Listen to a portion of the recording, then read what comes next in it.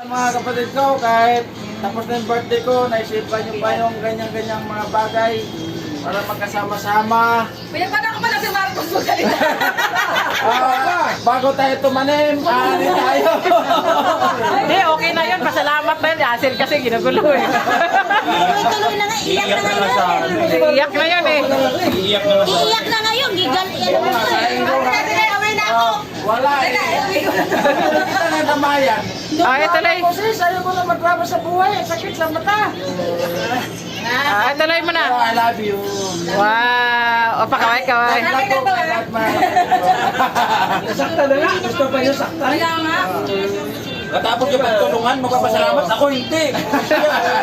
Hindi, sabi nga ni Charlotte, pagkatapos nyo ako tawagin, dapat tawagin nyo para magsabihin. Sinabi niya, tanay ko. Kasi sinabi ko. Akyut na naman ang pwesto nilang apat, oh. Yan. Tayo magkasama noon. Hindi na lang videohan niya sa